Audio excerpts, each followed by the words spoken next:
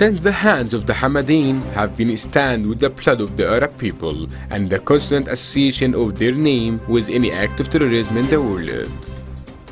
The voices within the US Congress condemning the policy of the Qatari regime based on the support of the terrorist militia have increased.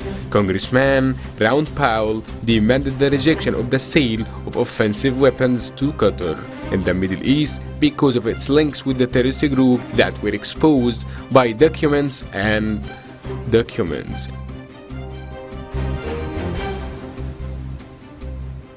The U.S. Congressional Foreign Relations Committee, which votes on Thursday, June 13, 2019, on a resolution to prevent the sale or attack plans and other weapons worth $3 billion to Qatar, is trying to reject the request of the Qatari regime, which wants to buy Apache attack aircraft and related attack equipment worth $3 billion. The U.S. administration needs congressional approval in arms sales.